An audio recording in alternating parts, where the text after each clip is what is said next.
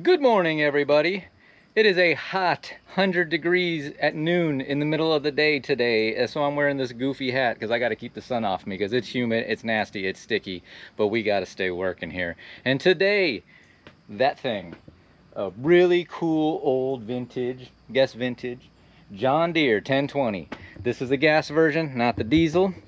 So this has a couple problems. When you're running it, well, it's done a couple things, but when you're running it, and you could be driving it around for about 30 minutes and it gets hot, sometimes it'll just die and it won't start back up. And turning the key does nothing. It's dead, like there's no battery. Battery's been changed, alternator's been changed, fuel pump's been changed. It runs really good. I do not think it's a fuel problem because there's plenty of fuel. It's something to do with the ignition. Now, it's been sitting out here for the past couple hours and it's hot. I mean, touching this thing, it's burning hot. And now it's kind of a little different to where I can get in it and go to turn the key and it'll literally crank the engine over one time and that's it, it'll stop and you got nothing. So let me get up here and show you what it does so you can see what I'm up against.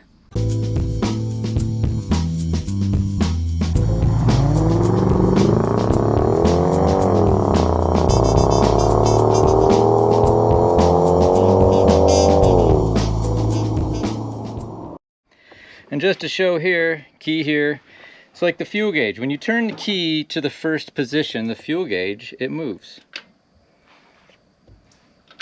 See, it shoots up to top there, to full.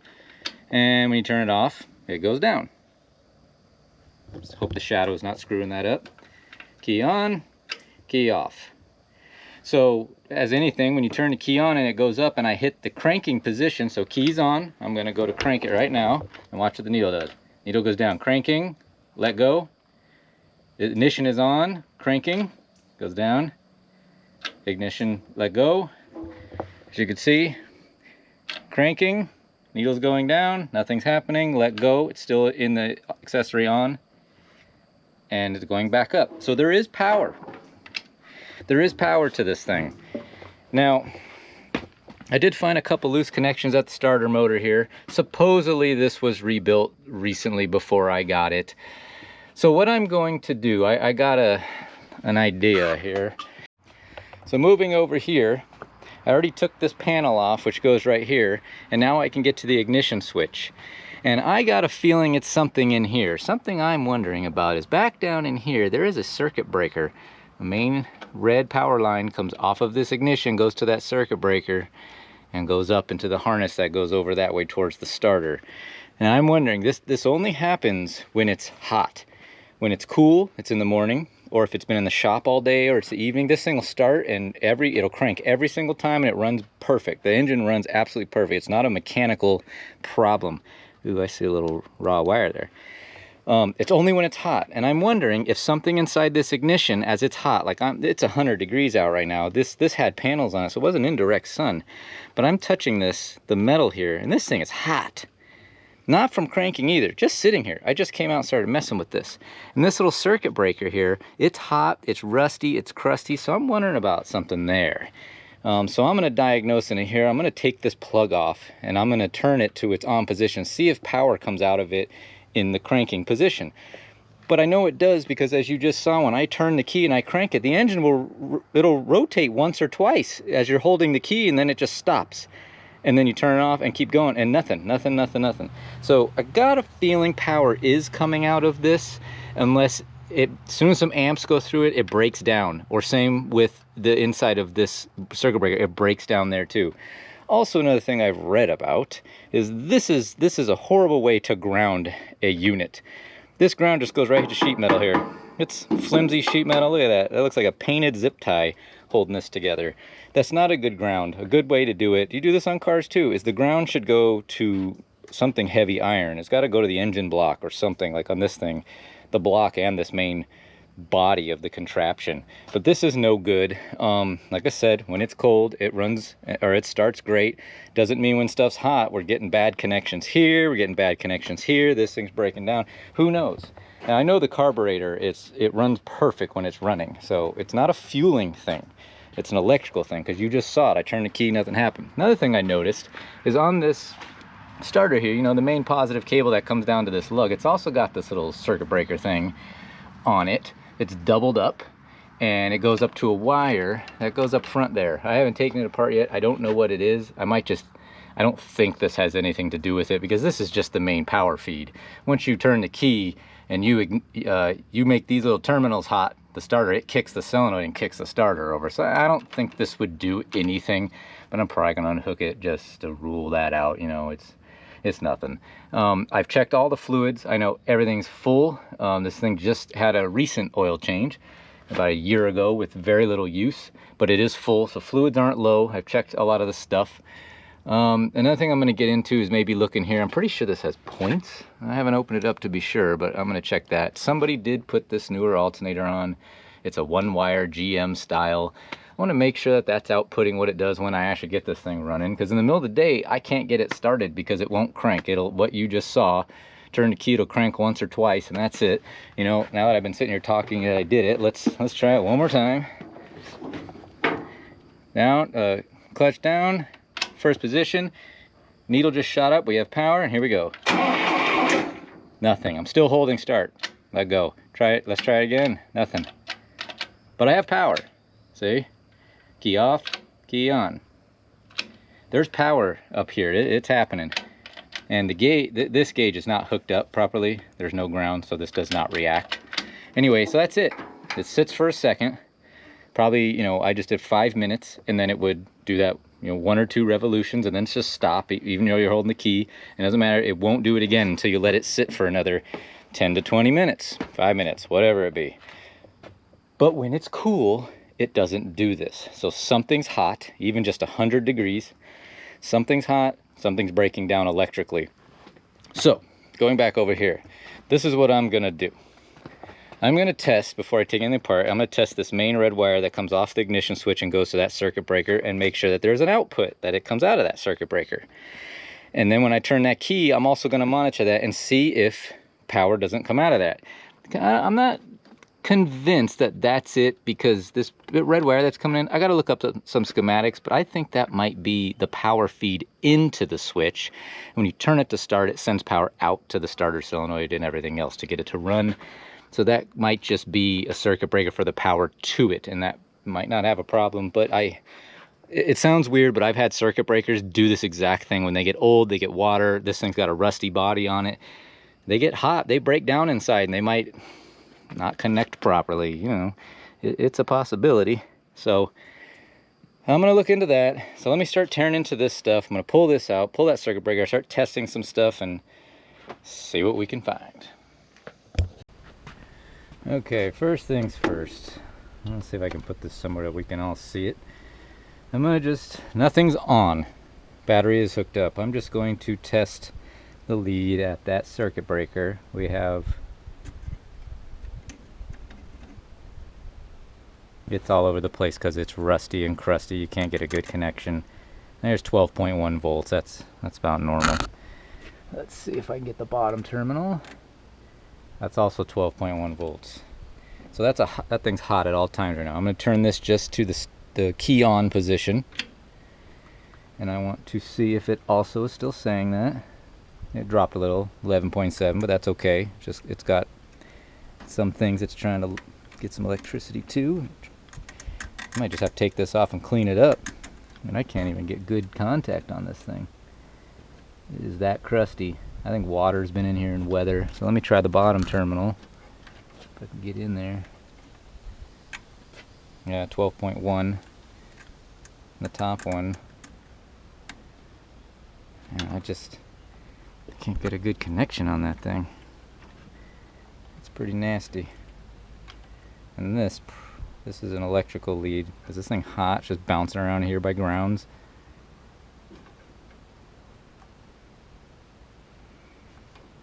No, it's not. Okay, well, that's probably one reason that gauge doesn't work. Alright, let's see if we can get some reading out of this thing. My big goofy hat keeps hitting the camera. Alright, can we get any reading? 1 volt. Turn the key off. And it shoots up to 12.16. Turn the key on. drops to 1.3 volts. On the other side of the lug on that circuit breaker, we get 12.1 volts. Key on, key off. It stays there. Key on, key off. Man, if it's that's gonna be awesome. So that's the top lug. I'm gonna turn the key on. It drops. Okay. Well, what I could do is try to bypass that. You know what I'm gonna do really quick here is I'm gonna get in here and try to hold this on there and crank it and try to start it and see what we see.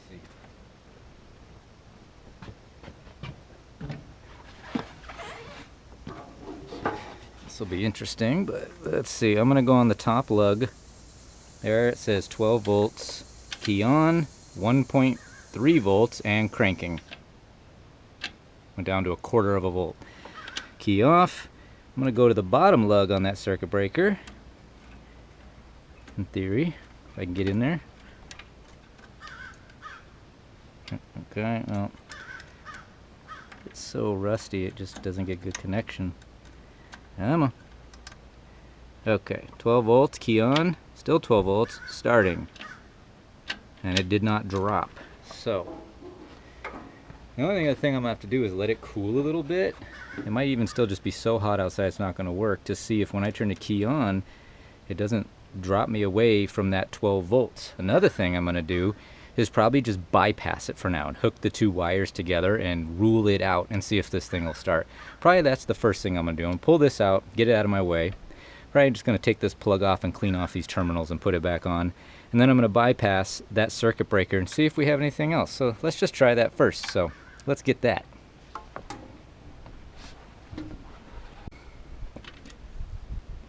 So I already loosened this nut right here.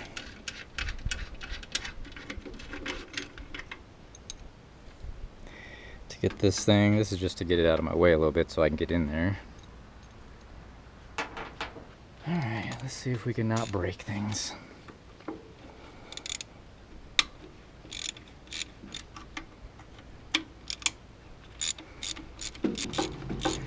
So basically what I'm going to do is take, so it was the upper lug that when I turned the key on lost the lugs and their little base that goes into the metal enclosure, it's just loose. I guarantee that thing's bad. So this is the circuit breaker. I got the lugs loose, but as you can see in the body here, that thing wiggles in there. So what I'm going to do is I'm just going to, so this was the top one. This one always had 12 volts. And this one, when I turned the key on, went down to the 1.5 volts, whatever. I'm just going to put this onto this lug, tighten it down. I'll probably clean it up a little bit, tighten it down, and see if this thing cranks over. If it does, I think we found our culprit. Regardless, this needs to be changed because it is crusty and rusty. And it's loose. So I know this is at least some type of problem that we're going to need to deal with. Okay. That's all I'm going to do. Bypass this, put these two together, tighten it down, hope for the best. You know, it would be awesome if this was actually the problem. That'd be one of the easiest things I've fixed in a long time, especially on a John Deere tractor.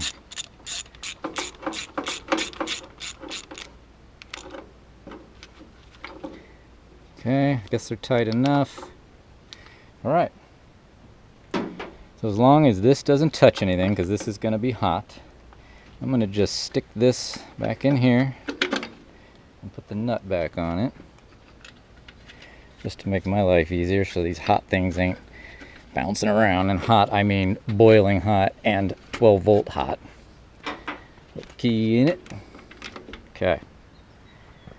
I can turn. Alright, I'm going to hook the battery back up. Just make sure this doesn't touch anything. That would be bad. You need to float right there. Like I was saying, I don't know if you can see that. Right there. This thing's shot anyway. It's cracked. It's broken on both sides. Yeah. This thing needs to be replaced no matter what, if this fixes it or not. Alright, battery back on. Let's try it. Okay. Clutch in. key to the on position, gauges have power, and look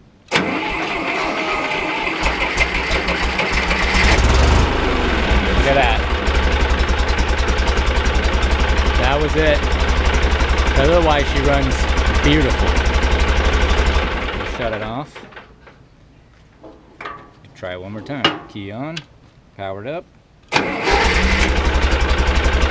was it. Why can't everything be that easy? So I'm gonna leave the battery unhooked for now. What I'm gonna do is go try to find a new circuit breaker, and then I'll build a little bracket to mount it back in there, because this is hot always and you don't want that thing arcing out. So battery unhooked. The other thing that I'm gonna probably do to this tractor is rebuild this carburetor, because it leaks a little bit out of the bottom here. Either the needle valve's not closing, the float, something in there is not doing what it should, even though it runs perfect. It's not like it really needs a rebuild, but it does, because something in the bowl is not shutting the fuel flow off. But this is an updraft carburetor, so you can't have fuel dripping out of there, and it's already dripped all over my driveway. So we're gonna get that ordered. I gotta find that rebuild kit, get that ordered, and I'm pretty sure I could find this at any old store. I bet if I went to John Deere, this thing would be 3 times as much. But I think that was our problem right there. So let me go get one of these and get this put back in, put it back all together, and give her a whirl. Go take her out in the field and cut some grass. All right, so we got the John Deere back together. We got the new circuit breaker in it. We did a little bit of a float and needle valve to the carburetor. It's good. It runs great. So what we're gonna do is we're gonna take it back into the field and see if we can drive around and make this thing run good and make sure everything's okay with it. Like I said, it's got oil, it's got a new fuel pump, and it had an electrical problem, but I think we fixed it with that circuit breaker. So let's go take it out and see what we can do. I'm gonna get in it right now and start the old girl up. All right, let's get in this old girl and start her up here. Clutch in, neutral, and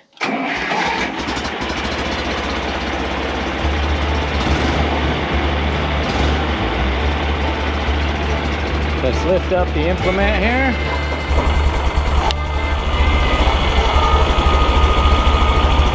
Okay, that's up. Throttle it a little bit. Get it in reverse.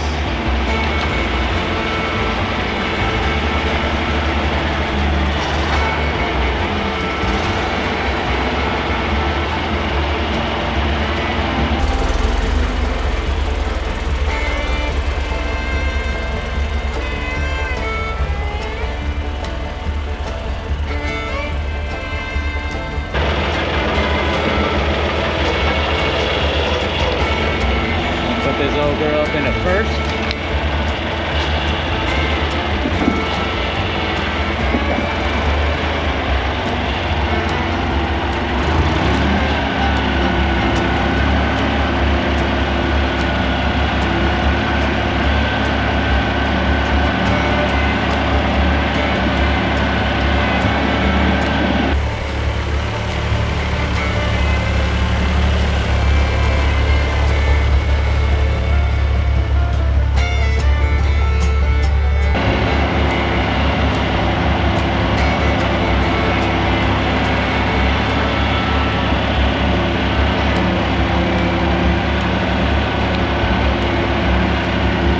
Just a little old cruise in the old John Deere out in the field.